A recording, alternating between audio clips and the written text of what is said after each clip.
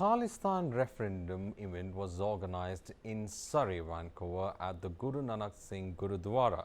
Now, please understand that the Prime Minister of Canada is in India, and because of a technical snag, he is still remaining in the country. And the issue about this has been raised with the Canadian government for quite some time. It's not the first time or the second time. There have been quite a few times in bilateral levels that we've been raising this issue.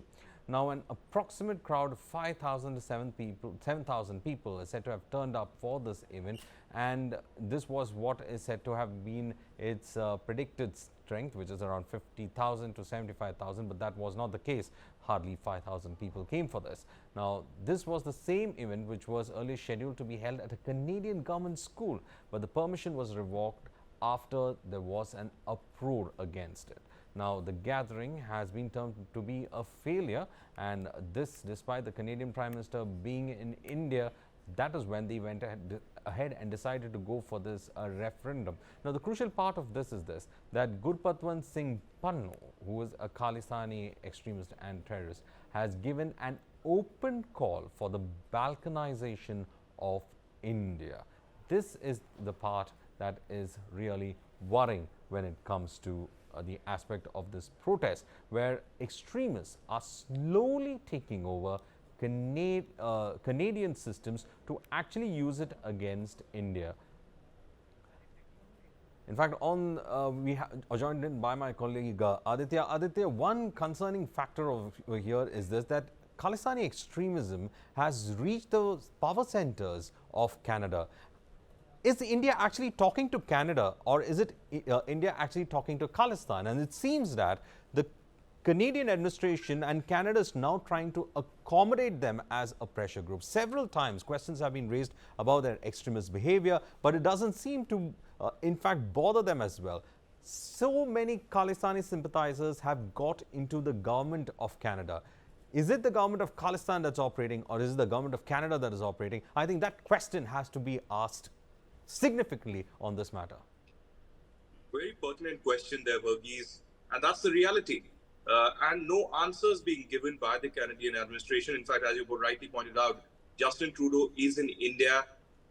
He was supposed to leave after the G20 meeting yesterday evening, but while he was on his way to the airport, the Royal Air Force actually informed him that the private jet in which he was traveling, had developed a technical snag. So he's stranded here.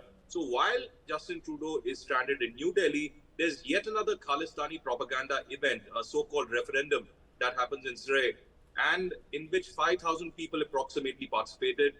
It was being told that more than 75,000 people will turn up, but it turned out to be a massive embarrassment and failure for propagandists of Khalistan and their sponsors in Canada and in Pakistan. Only yesterday, in a pull-aside meeting between Prime Minister Narendra Modi and Justin Trudeau, Prime Minister Modi very strongly raised the issue of the Khalistan and said that when India's sovereignty comes under question by some radical lumpen elements, then certainly India will raise its voice and Canada will have to act. And international media has not just reported this. There are international global headlines which say that Modi scolded Justin Trudeau in the pull-aside. Now, pull-aside itself is an embarrassment because Canada had requested for a bilateral on the sidelines of the G20, just like Modi had with Biden, Sheikh Hasina, and several other top leaders who came in for the G20. But it was only Justin Trudeau who got this pull aside, which means that very concrete, talking happened there, in which Modi lambasted Justin Trudeau for the support to the Khalistani elements. For years together, the Khalistani elements have got a safe shelter in Canada, and no action whatsoever has been taken, even though they are criminal elements and they have been acting against India, announcing violent acts involved in terrorism. And this time around, Gurpatwant Singh Pannu, a designated terrorist of Six for Justice, a terrorist organization, threatening not just Prime Minister Narendra Modi, but also Foreign Minister, External Affairs Minister Jai Shankar, Home Minister Amit Shah, and National Security Advisor Ajit Doval. So the ball is in Canada's court completely. Tomorrow morning, when Justin Trudeau leaves New Delhi for Canada, will he act? It doesn't seem like he will. But at this moment, pressure seems to be mounting globally on Justin Trudeau to act, because in G20, he faced a global embarrassment. It's not just the international press or the press in India. But even the Canadian press is talking about Justin Trudeau's embarrassment in G20. He was completely sidelined. Nobody actually gave him any attention.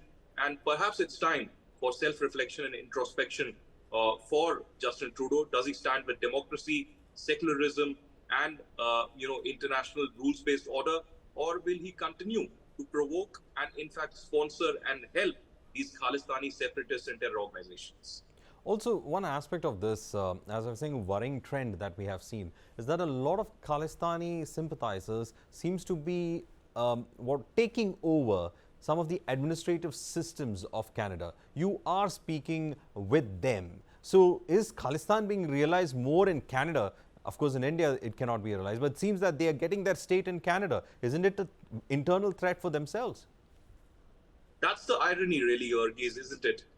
That the Khalistanis really wanted to establish a so-called Khalistan rule in India. They don't even talk about Pakistan because the original Khalistan concept talked about Lahore being the capital of Khalistan. So before India, they will have to actually act against the Pakistani government and the ISI, who actually provoke and support and sponsor them right now. But what has actually happened, the tables have completely turned. Because for years together, the Canadian government and the administration has provided them support and safe shelter and sanctuary to Khalistani terrorists. Now it's almost clear that Brampton or any other area in Canada can actually become a Khalistani state. It is almost, because several of these constituencies in Canada are swing vote constituencies with massive support of the radical Sikh population that support the Justin Trudeau government. So clearly, that's why he's not acting in this particular case. But there's global pressure now against him. Yesterday, when Prime Minister met Justin Trudeau, tough talking happened.